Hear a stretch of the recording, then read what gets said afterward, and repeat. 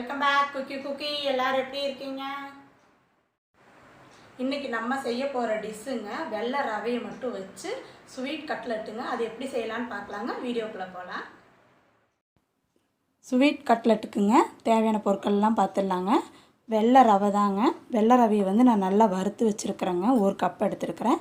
தேவையான அளவு சர்க்கரை 1 கப் எடுத்துருக்கிறேங்க. முந்திரி பருப்பு உடச்சி வச்சுருக்கிறேங்க. பால் நல்லா காய்ச்சின பாலுங்க. இதுக்கு நான் சர்க்கரை எதுவுமே போடலைங்க. கேசரி பவுட்ரு கொஞ்சமாக எடுத்து வச்சுருக்கிறேங்க.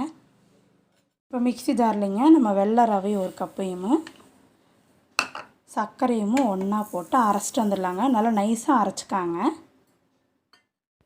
இந்த மாதிரி நல்லா நைஸாக அரைச்சிக்காங்க. அரைச்சிங்கன்னா தான் நம்ம கட்லெட் பிடிக்கிறதுக்கு ஈஸியாக இருக்குங்க.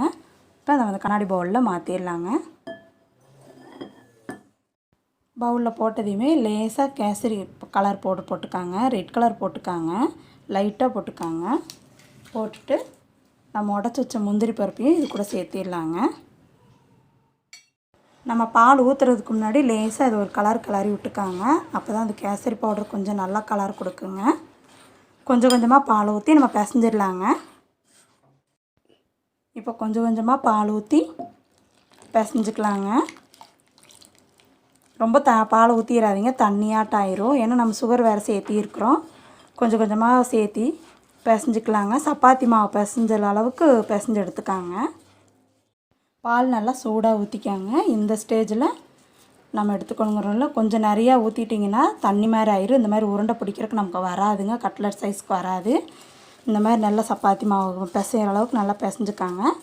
இப்போ நம்ம உருண்டை பிடிச்சி கட்லெட் போட்டு ஓவனில் வச்சு எடுத்துடலாங்க.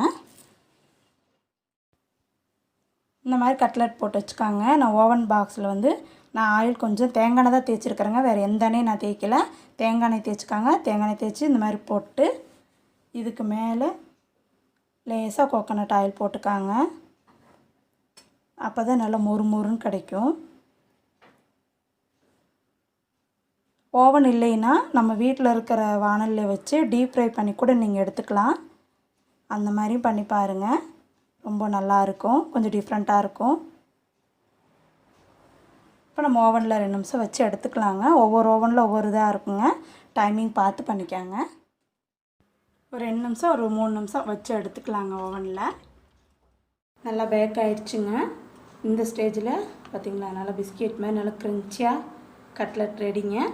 சூப்பராக இருக்கும். உங்கள் வீட்டில் ட்ரை பண்ணி பாருங்கள். வெள்ளை ரவை கட்லெட் ரெடி ஆயிடுச்சுங்க. ரொம்ப நல்லாயிருக்கும். பார்க்குறதுக்கு சாஃப்டாகவும் ஜூஸியாகவும் நல்லா இருக்குதுங்க. இந்த மாதிரி தான் எடுத்துக்கணும். உங்கள் வீட்டில் ஓவன் சப்போஸ் இல்லைன்னா நம்ம வீட்டில் இருக்க தோசைக்கல்லில் வச்சு லேசாக தேங்காய் எண்ணெய் ஊற்றி அதுவே தாராளமாக நீங்கள் இது மாதிரி செய்யலாங்க. பால் எல்லாமே வறுத்து தான் நான் பண்ணிக்கிறேங்க. பால் நல்லா காய வச்சுக்காங்க. அதில் சர்க்கரை சேர்த்த வேண்டாம். இது எப்படி இருக்குன்னு நம்ம சாப்பிட்டு பார்த்துடலாங்க.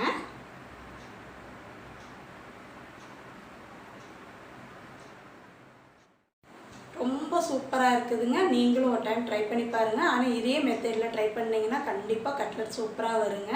கொஞ்சம் டிஃப்ரெண்ட்டாக இருக்கும். டேஸ்ட்டே செம்மங்க.